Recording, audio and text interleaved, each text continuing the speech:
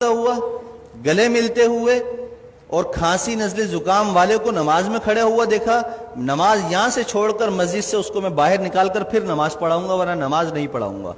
आप लोग एहतियात ही नहीं कर रहे हैं, इल्जाम हमें देते हैं, डॉक्टरों को देते हैं। डॉक्टर अपनी जान जो है ना उनकी अजाब में आई हुई है, मर रहे हैं डॉक्टर, उनको वेंटिलेटर नहीं मिल रहे हैं। आप लोगों ने खेल बनाया हुआ है कोरोना को।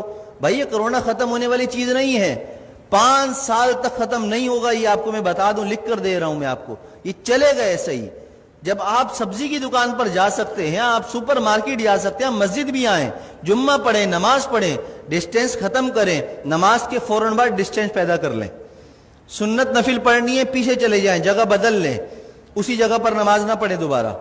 ये एक काम तो ये करें। हाथ ना मिलाएं, मास्क का इस्तेमाल लाजमी करें, हर कोई अपने पास रखे, बाहर से लगा कर आए। नमाज पढ़ते हुए अगर किसी को उतारना है तो उतार ले, लेकिन नमाज से पहले या नमाज के बाद अगर आपस में सामने खड़े हुए बात करने हैं, बगैर मास्क के कोई बात नहीं करेगा। अगर करेगा तो इंशाअल्लाह ताला उसके खिलाफ बयान भी होगा, उसके नाम लेकर फिर सब तरीक किया जाएगा। इज्जत बहुत हो गई है, आप लोगों ने मुझे बेइज्जत कर करके तंग करके रख दिया है। अब नहीं, अब मैं आपको बेइज्जत नहीं करूंगा, अब मैं आपको सिखाऊंगा दीन पर अमल कैसे होता है और ये हुकूमती अहकामात पर अमल कैसे होता है, ये हमें भी आता है कराना। और अगर अब मेरे खिलाफ किसी नमाजी या किसी ने भी कोई दरखास्त या कोई ऐसी हरकत करने की कोशिश की तो मैंने वकील से बात कर ली है, पूरे खानदान को इंशाअल्लाह ताला उसकी नस्लों को तड़पाऊंगा, कानून भी इस्तेमाल करूंगा और वजीफे पढ़कर उसकी नस्ल के लिए बद्दुआएं भी करूंगा। इसलिए कि मैं बहुत तंग आ चुका हूं आप लोगों की इन हरकतों की वजह से।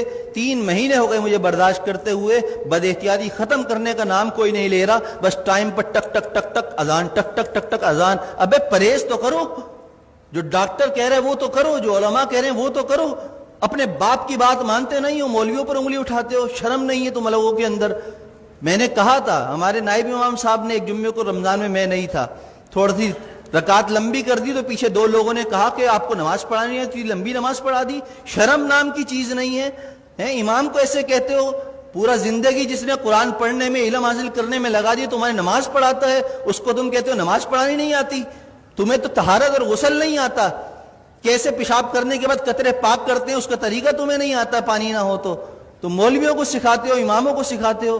खुदा के लिए हाथ जोड़कर मैं कह रहा हूं, मैं वजीर आला नहीं हूं कि करप्शन करके हाथ जोड़ रहा हूं आपके सामने। मैं इमाम हूं, मेरा किरदार आपके सामने है। 7 साल हो गए, मेरी सारी नमाजें, सब कुछ। किसी नमाज में अगर मैं नहीं हूं तो उसकी कोई ना कोई शरई उज़र होता है मेरे पास, लेकिन वो उज़र पेश करना मेरा आपके सामने नहीं है, मैं आपके सामने पेश करूं, अल्लाह के सामने पेश कर देता हूं। मेरा दिल साफ है, मुझे जरूरत नहीं है अपनी सफाइयां देने की। लेकिन एहतियात कीजिए, अमल कीजिए। जुम्मे की नमाज भी मिलकर खड़े होकर पढ़िए और फौरन जुदा हो जाइए, दूर खड़े होकर सुन्नतें पढ़िए। और असर की नमाज से मास्क का एहतमाम कीजिए, जेब में रख कर लाइए, पहन कर लाइए। बात करनी हो मास्क लगा कर पहनिए। मुझसे मसला पूछना हो 1 फीट दूर बैठकर मुझसे मसला पूछिए। हाथ और मिलाने की और मुझे खैर खैरियत लेने की आपको जरूरत नहीं। अल्हम्दुलिल्लाह मैं खैरियत से हूँ। अल्लाह हम सबको दीन की समझ और अमल की तौफीक अता फरमाए। मेरी बातें किसी को बुरी लगी हो तो पेश की माजरत है, माजरत माजरत। जज़ाकल्लाहु खैर।